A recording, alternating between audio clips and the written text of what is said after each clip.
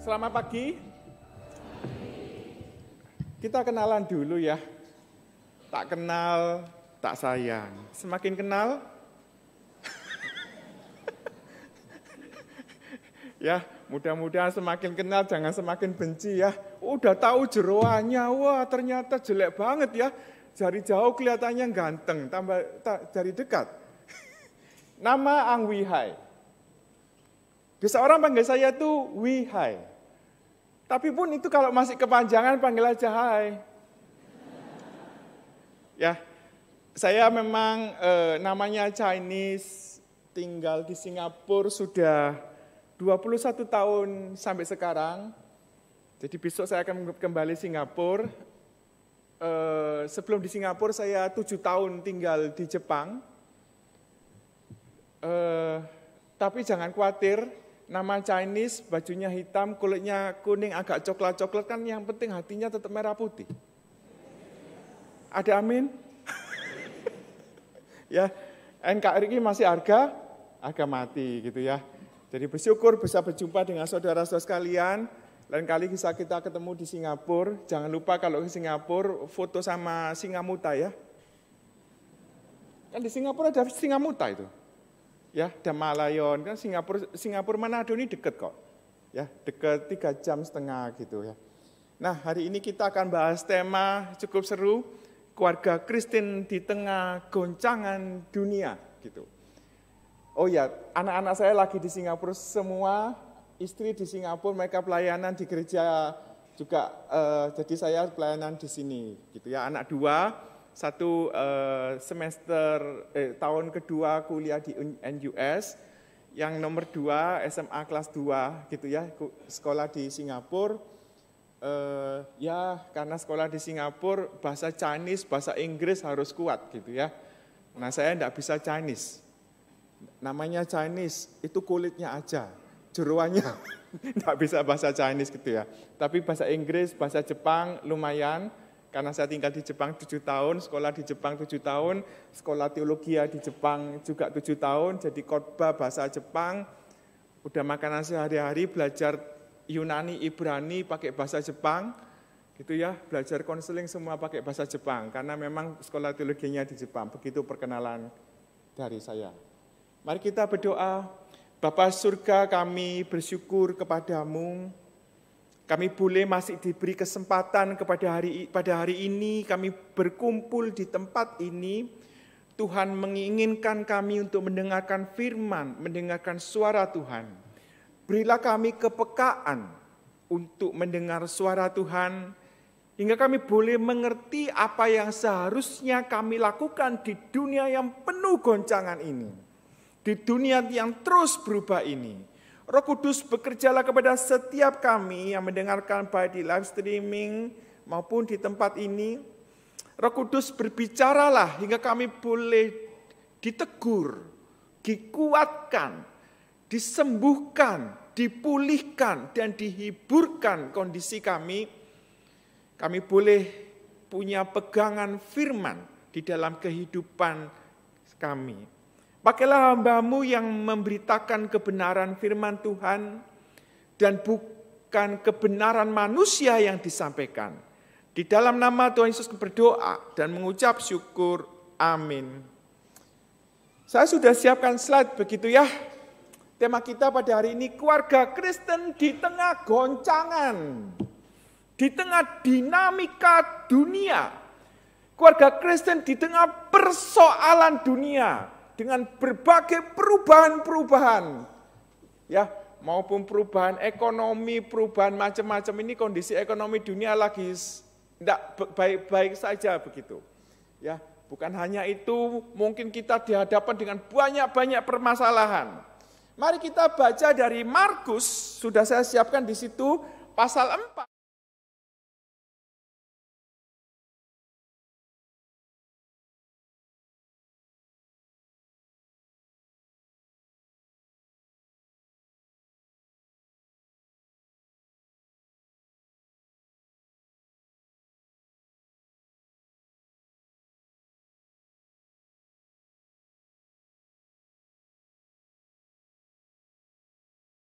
Mereka meninggalkan orang banyak itu lalu bertolak dan membawa Yesus beserta dengan mereka dalam perahu di mana Yesus telah duduk dan perahu-perahu lain juga menyertainya. Ada perahu-perahu yang menyertainya.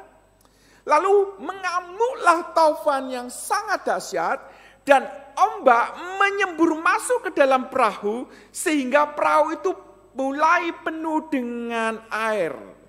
Ada ombak yang sangat dahsyat, taufan yang sangat dahsyat, ya. 38.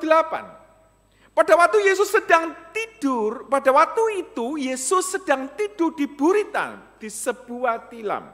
Maka murid-muridnya membangunkan dia dan berkata kepadanya, "Guru, engkau tidak peduli kalau kita ini binasa." Ia pun bangun, menghardik angin itu dan berkata kepada danau itu, "Diam, tenanglah." Lalu angin itu reda dan danau itu menjadi teduh sekali. Menjadi teduh sekali. Lalu ia berkata kepada mereka, "Mengapa kamu begitu takut? Mengapa kamu tidak percaya?" Mereka menjadi sangat takut dan berkata seorang kepada yang lain, "Siapa gerangan orang ini? Sehingga angin dan danau pun taat kepadanya." Demikianlah pembacaan firman Tuhan. Berbahagialah saudara yang terus dengaran firman dan melakukan di dalam kehidupan saudara sehari-hari. Saya berikan cuplikan video dari ayat ini. Ya, saudara bisa bayangkan bagaimana danaunya.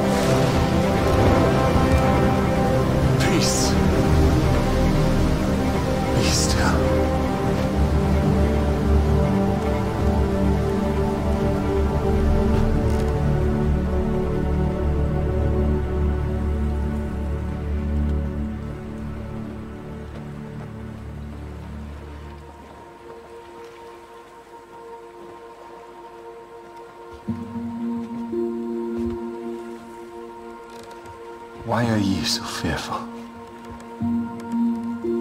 How is it that you have no faith?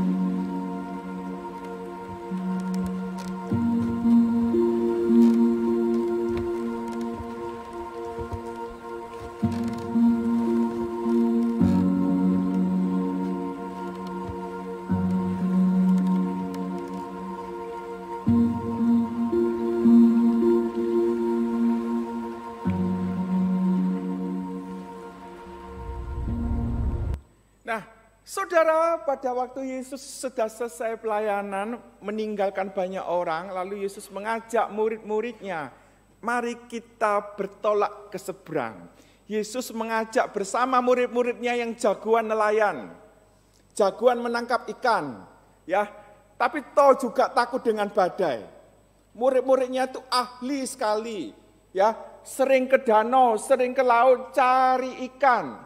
Tahu kena badai pun ketakutan. Ya, padahal di dalamnya juga ada Yesus.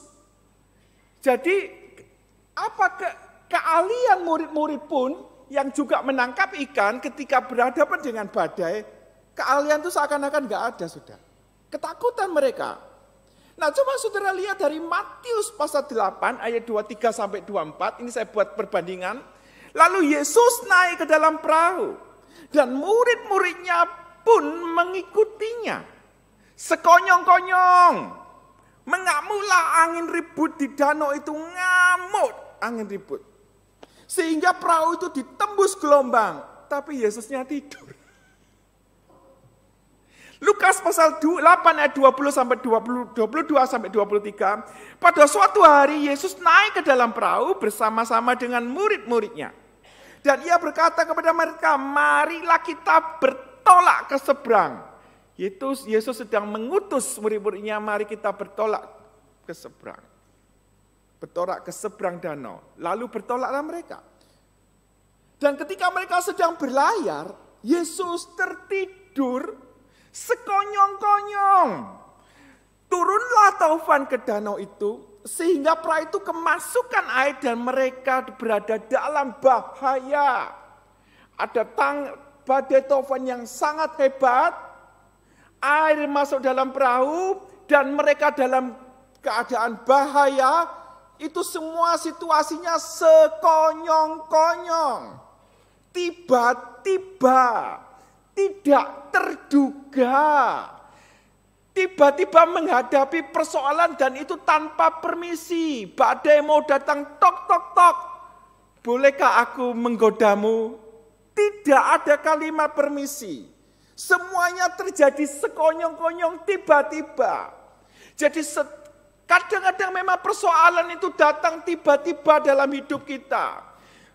Kadang-kadang masalah ujian datang tiba-tiba. Dan kita dalam keadaan tidak tahu. Bahkan kita pun tidak siap. Tiba-tiba penyakit datang. Tiba-tiba kena kanker. Tiba-tiba kena PHK. Tiba-tiba ditinggal kematian oleh anggota keluarga kita. Tiba-tiba ekonomi goncang. Tiba-tiba kita kena pemutusan hubungan kerja. Tiba-tiba ekonomi hancur. Tiba-tiba suami kita nyeleweng. Kita tidak tahu. Tiba-tiba. Sekonyong-konyong. Itulah badai kehidupan. Kadang seringkali tanpa permisi. Nah, coba saudara amati, murid itu benar-benar mentaati juga perintah Yesus. Mari kita pergi ke seberang. Sudah mentaati loh. Jadi mentaati Yesus, badai akan hilang. Pada waktu kita mentaati Yesus, badai hidup hilang. Ikut Yesus, pasti tidak ada kesulitan. Semakin kita mentaati Yesus, semakin tidak ada kesulitan hidup. Ini kalimat tanda tanyanya berapa ini? Saudara kok diam-diam saja. Semakin ikut Yesus, semakin tidak menghadapi ujian. Semakin ikut Yesus, semakin kau memikul salib. Semakin setan tidak suka karena engkau setia ikut Yesus. Dan engkau akan terus digoda, supaya engkau menjauh dari Yesus. Supaya engkau tidak melayani Yesus. Dan setan terus akan menggodamu. Jadi, kalau pelayananmu sekarang masih enak-enakan, kemungkinan engkau kurang setia, kurang lebih keras melayani Yesus. Kalau keluargamu masih enak-enakan, masih nyaman-nyaman aja, kemungkinan setan tidak suka menggoda keluargamu. Karena engkau tidak setia berjalan dengan Yesus. Semakin kita mencintai Yesus, semakin kita rela berkorban pada Yesus. Semakin kita taat kepada Yesus, semakin kita mau berkorban habis-habisan untuk Yesus. Mengikut Yesus, pasti banyak ujian dan masalah. Kalimat di bawah ini penting. Jika hidupmu penuh dengan ujian dan masalah, itu engkau berarti sedang berjalan di jalan yang benar. kenyataan hidup itu banyak badai, banyak persoalan. Jika hidupmu cuma nyaman-nyaman aja, aman-aman saja, saya khawatir engkau sedang berjalan di jalan yang salah. Nyaman terus, enak terus. Saya khawatir engkau sedang berjalan di dalam hidup duniawi. Tuhan Yesus tertidur secara fisik, tapi tidak tertidur secara roh. Ya, Tuhan Yesus tidur secara fisik, tapi tidak tidur secara, dia lelah setelah pelayanan, meninggalkan banyak orang itu, lalu mengajak murid-muridnya ke sana, dia capek, dia tidur. Coba buat perbandingan dengan gambar ini. Tuhan tertidur supaya kita terbangun. Ya, masih ingat Tuhan Yesus berdoa di Taman Getsemani? Tuhan Yesus berdoa terus. Murid-muridnya tidur. Pada waktu ada badai itu, Yesus tidur. Murid-muridnya bangun. Jadi, Yesus dalam tanda petik tertidur supaya kita terbangun. Kalau Yesus tidak tidur, mungkin saudara yang tidur. Santai-santai aja saudara, ada Yesus. Jadi memang kita menghadapi badai supaya saudara tidak tertidur. Supaya saudara tidak tertidur. Nah, apa seandainya perahu itu isinya keluarga kita, lalu digoncang-goncangkan dengan banyak permasalahan hidup, digoncang-goncangkan dengan banyak persoalan hidup. Perahu itu adalah isi anggota keluarga kita. Lalu apakah kita berteriak, guru? Engkau tidak peduli jika kita binasa, kalau aku mati engkau enggak peduli ya? Kemungkinan kita akan mengeluarkan kalimat yang sama, Tuhan kenapa engkau enggak peduli? Kita akan mengerti dalam perikop ini, kita cari hikmat-hikmat. Badai itu begitu dahsyat. Menenggelamkan kapal. Dan kita dalam bahaya. Mari kita cari hikmat di dalam perikop ini. Dan hikmat ini bisa saudara bawa pulang. Saudara langsung praktekkan. Hikmat pertama. Tuhan yang utus. Percayalah Tuhan yang mengurus. Tuhan yang mengutus keluargamu, perahu keluargamu menuju melayani Yesus. Tuhan yang akan ngurus hidupmu. Tenang saja. Tuhan yang mengutus, Tuhan yang mengurus. Tidak usah khawatir. Pasti Tuhan yang ngurus. Sudah taat saja. Mari kita cari hikmah kedua. Pelaut yang ulung bukan lahir dari lautan yang tenang, tetapi dari lautan dengan ombak yang besar dan badai. Mau jadi pelaut itu harus kena ombak yang besar. Dengan badai yang dahsyat, keluargamu perlu diuji. Engkau masih setia sama Yesus, kau harus diuji dengan berbagai macam persoalan. Mari kita cari hikmah yang lain. Badai itu tidak bisa membangunkan Tuhan. Badai suaranya, wah, Tuhannya tidur. Suaranya begitu hebat, digoncang-goncangkan. Saya pernah pelayanan di Talaut, ya dekat Manado, ujung sana. Semalam kena badai, tidak bisa tidur saya ya. Ini kena badai, Yesusnya masih tidur. Badai tidak bisa membangunkan Tuhan. Tetapi teriakanmu, doamu, doa para murid bisa membangunkan Tuhan. Jadi ketika dengan kita menghadapi berbagai masalah hidup, badai-badai kehidupan, Tuhan mau kita kontak terus dengan Dia. Berelasi intim dengan Dia. Doa Tuhan, tolong aku. Doa-doa kita itu sangat dinantikan Tuhan. Karena dia ingin mendengar doa kita. Apakah kita masih berelasi dengan Yesus dengan intim? Badai tidak bisa membangunkan Tuhan. Teriakan murid-muridnya, Tuhan, Tuhan bangun. Apa masalah dalam hidupmu? Ketika engkau menghadapi masalah pun, doamu, doa keluargamu, itu akan didengar Tuhan. Hikmat yang lain. Angin dan danau pun taat kepada Yesus. Luar biasa kalimat-kalimat ini ya. Mereka menjadi sangat takut dan berkata seorang kepada yang lain, supaya siapakah gerangan orang ini sehingga angin dan danau pun taat kepadanya. Semua ciptaan ini taat kepada Yesus. Sampai apapun taat kepada Yesus. Diam, tenanglah, langsung reda. Saudara menghadapi masalah apa sih ya? Apa dalam pergumulan hidup saudara?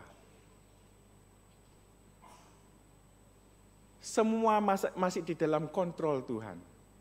Saya ada pertanyaan pada saudara. Ada 1, ada 2. Kira-kira yang benar yang mana? 1 atau 2, yang hijau atau yang merah? Yesus besar, lingkaran besar, yang hijau.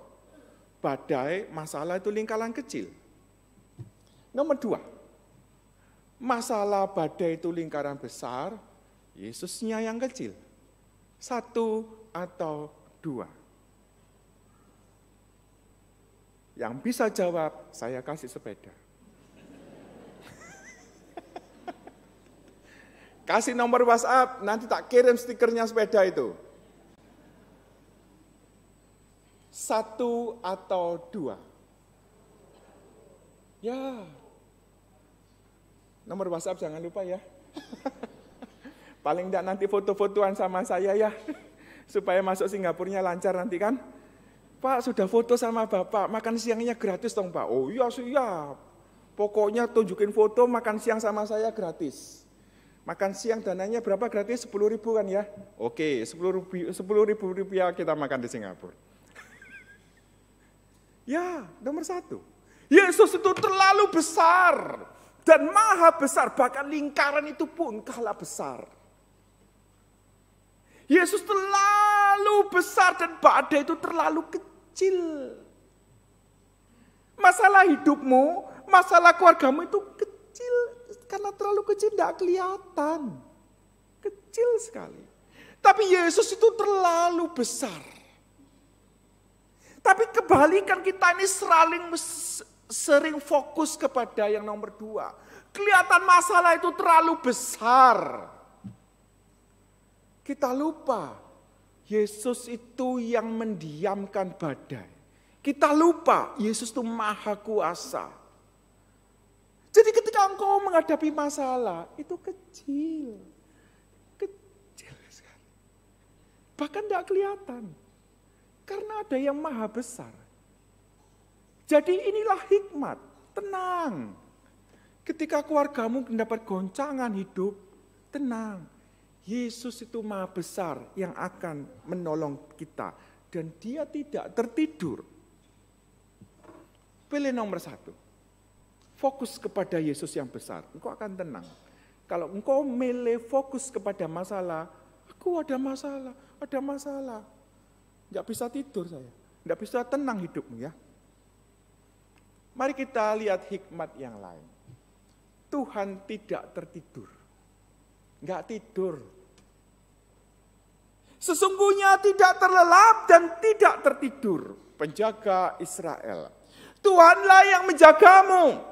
Tuhanlah naunganmu di sebelah tangan kananmu. Tuhan tidak tertidur.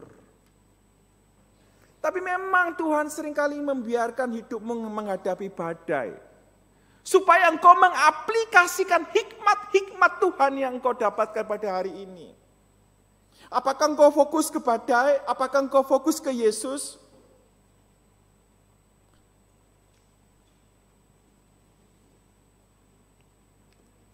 hikmat yang lain.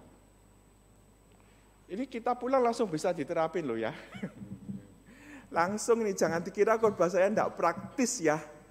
Ini saat pulang langsung bisa diterapin. Apakah ada Yesus di dalam perahu keluargamu? Perahu kehidupan rumah tanggamu? Apakah ada Yesus di dalam hidupmu? Apakah kita merasakan kehadiran Yesus di dalam perahu keluarga kita?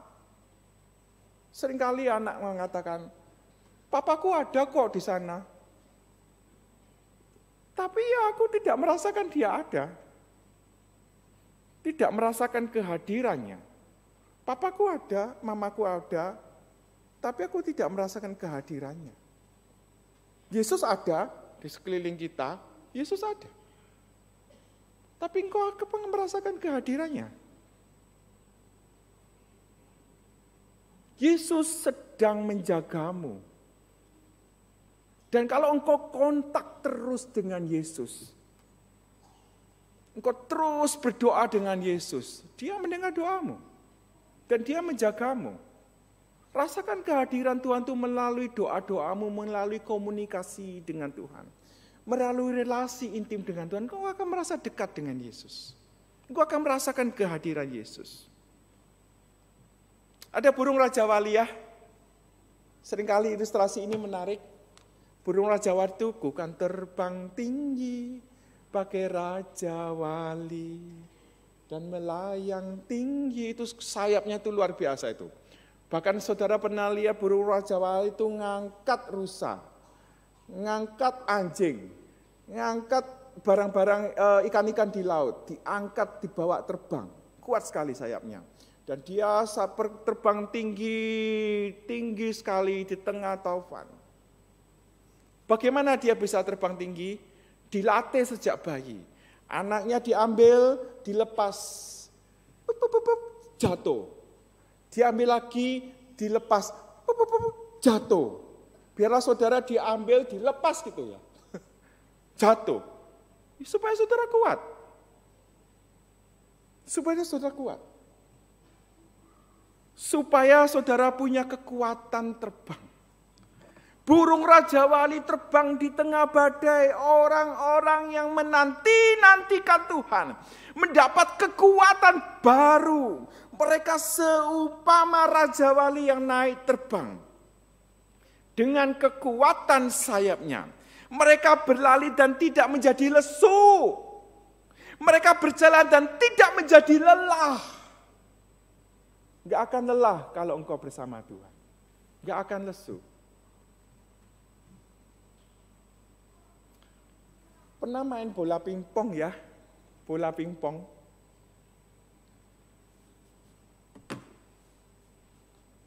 Bola pingpong itu kalau dipukul keras, melentingnya tinggi. Dipukul keras, melentingnya tinggi. Mudah-mudahan saudara dipukul yang keras. Supaya melentingnya, kalau enggak dipukul, enggak melenting saudara. Enggak bisa terbang tinggi. Lagi, paku ya, paku. Paku itu kalau dipukul yang keras, tambah masuk, tambah kokoh. Dipukul yang keras, tambah kokoh. Pernah dipukul pakai paku? Pakai palu? Hidup kita juga gitu. Harus dipukul yang keras. Supaya hidup kita semakin kokoh. Supaya hidup kita semakin teruji. Hidup iman kita semakin dewasa. Tanpa ujian, tanpa badai, engkau enggak akan dewasa. Saya hidup di Jepang 7 tahun, sukanya makan makanan yang mentah. Oh ya, saya suka makan mentah, ikan mentah. Ikan mentah sering udah tak makan, ya macam-macam ikannya. Macam-macam ikannya dari daging mentah, ikan mentah, cumi-cumi mentah sudah tak makan semua. Makanya itu proteinnya tinggi. Proteinnya tinggi ya. Kita makan cumi-cumi. Mau yang mana Pak? Itu cumi-cumi masih hidup di akuarium. Mau yang ini? Diambil taruh meja. Tek tek tek tek. Masih gini-gini kan? Makan. Hah? Masih gini-gini, masuk gini, joget di sini. Saya enggak biasa makan cumi-cumi yang joget di sini kan. Nah, menariknya orang Jepang itu, dia suka makan yang mentah-mentah tapi dari hidup. Hidup itu langsung diambil salmon, dipotong-potong. Jadi benar-benar fresh dagingnya. Tidak diolah, langsung dimakan mentah. Mau salmon yang mana? Ini potong depan kita, dimakan. Pertama memang rasanya tidak enak. Tapi ya biasa, tapi memang itu protein tinggi loh. Dan menariknya, orang Jepang itu mesti mencari ikan, dia nangkep ikan, ikannya itu harus sampai hidup di akuarium di depan orang yang beli itu harus sampai hidup. Dia cari ikan itu di tengah laut, cari salmon di tengah laut, cari salmon di tengah laut, kan salmon harus dibawa ke pantai. Jarak tengah laut ke pantai itu lumayan jauh. 1 jam, 1 jam setengah, 2 jam. Nah, seringkali setelah menangkap salmon, dimasukin ke perahu, lalu dibawa dalam perjalanan, sampai pantai, ikannya mati. Pernah tahu saudara? Saudara pernah beli ikan, saya pernah beli ikan juga, beli ikan di toko, tak bawa pulang, sudah gini-gini, mati. Dan sampai di dalam perjalanan yang jauh, di pantai sudah mati. Kalau sudah mati gini tidak laku, orang Jepang tidak suka. Maunya yang hidup dipotong, makan. Orang Jepang pikir-pikir ini, pakai teknologi apa ya? Supaya ikan ini di tengah laut, ditangkap, dibawa perjalanan 2 jam sampai pantai masih hidup. Dia pikir-pikir mau pakai teknologi robot apa ini. Dia pikir-pikir, penelitian macam-macam gitu ya. Orang Jepang kan sukanya teknologi robot, yang ini, yang itu, yang ini, yang itu. Dipikir-pikir, oh ketemu teknologinya. Manado banyak ikan kan? Ini teknologi, bagaimana membawa ikan di tengah laut sampai ke pantai jarak 2 jam masih hidup ikannya. Dipikir-pikir, oh ada teknologinya. Dicari hiu kecil, mau hiu robot boleh, akan hiu robot-robot yang ada itu kan dimasukin ke perahu. Ya, ada salmon, dikasih hiu kecil, di jalan perahu 2 jam. Pada waktu salmon bersama dengan hiu, hiunya tuh ngejar-ngejar salmon. Wah, ke sana ke sini rame itu perahu, ke sana ke sini selama 2 jam. Itu salmon nggak bisa tidur tuh. Wah, kejar. Sampai di pantai. Masih hidup salmonnya. Masih hidup loh salmonnya. Nah, salmon baru dibawa ke toko. Dalam kondisi hidup. Dikejar-kejar ikan hiu. Masih hidup. Hidupmu kalau enggak ada masalah, engkau tidur. Hidupmu kalau enggak ada persoalan, engkau enak-enakan aja.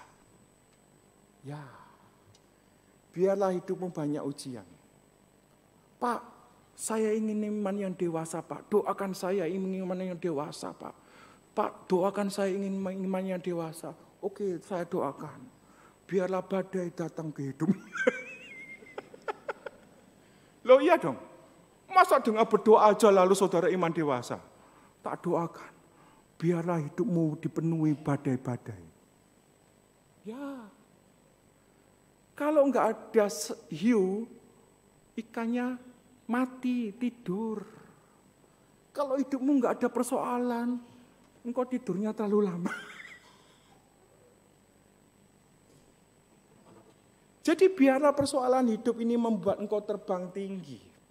Bukan terbang tinggi, bagai raja wali, supaya engkau semakin dewasa. Dan hidupmu menjadi saluran berkat bagi banyak orang. Jarak pelayanan saya pun semakin lama semakin tinggi, semakin tinggi. Semakin jauh. Kalau Singapura Manado itu cuma 3,5 jam. Saya pernah pelayanan itu jaraknya itu sampai 20 jam. Khotbahnya 45 menit selesai. Memberitakan Injil. Lalu orang mengatakan pada saya, Pak Wiyah ini luar biasa ya. pelayanan di mana-mana. Oh enggak kok, saya ini tidak luar biasa. Saya ini biasanya di luar. Ya, saya ini biasanya di luar. Biasakan keluar zona nyaman. Masuklah ke medan yang lebih keras dan terjal. Orang yang luar biasa dihasilkan dari pembelajaran yang biasa di luar zona nyaman. Melangkahlah ke tempat yang lebih keras dan terjal. Dan kau akan teruji. Imanmu akan teruji. Hidup di zona iman. Dan hidup bukan di zona aman. Ada ayatnya ya, Lukas 5, 4 dan 10. Bertolaklah ke tempat yang dalam. Tebarkanlah jalamu untuk menangkap ikan. Jangan takut. Jangan takut. Mulai dari sekarang kau akan menjadi penjala manusia. Ya, ada badai. Ada badai. Engkau sedang berjalan di jalan yang benar. Karena engkau sedang menghadapi ujian. Kalau hidupmu tenang saja, saya khawatir saudara berjalan di jalan yang salah. Mengikut Yesus pasti mikul salib. Mengikut Yesus ada kerelaan dipaksa berkorban. Mengikut Yesus ada dipaksa rela berkorban. Supaya engkau semakin terbang tinggi. Supaya engkau menghadapi banyak masalah dan engkau bisa semakin terbang tinggi, semakin teruji. Jangan takut. Alkitab sudah memberikan hikmat-hikmat kepadamu. Masalah badai itu kecil. Dan Tuhan memakai orang yang bersedia diproses melalui masa sulit. Ya, sedang diproses masa sulit. Tidak langsung jadi. Tapi diproses, ditempa, dipukul, sangat keras. Terus dipukul, dilatih. Supaya engkau semakin kokoh, semakin kuat. Sayapnya semakin kuat dan engkau makin terbang tinggi. Mau terbang tinggi? Mau dipakai Tuhan lebih dahsyat? Halo? Mau dipukul? Mau terbang tinggi? Saya apa? Mau dipukul? Ya, kalau saudara menghadapi badai, puji Tuhan. Kita semua pasti menghadapi badai kehidupan, puji Tuhan. Saudara sedang dipersiapkan Tuhan dengan baik. Supaya hidupmu, keluargamu menjadi saluran berkat Tuhan. Supaya anak-anakmu menjadi saluran berkat Tuhan. Supaya anak-anakmu melayani Tuhan lebih lagi. Dan keluargamu dipakai Tuhan secara luar biasa. Untuk itu saudara harus mau diproses. Mari kita berdoa.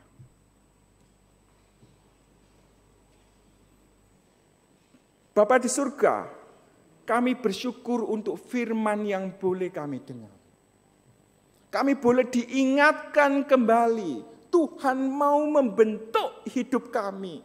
Tuhan mau membentuk keluarga kami. Sehingga kami menjadi alat Tuhan yang memuliakan nama Tuhan. Kami bersyukur semua Tuhan untuk proses pengujian, penempaan yang ada di dalam keluarga kami dan di dalam hidup kami. Ingatkan kami terus Tuhan.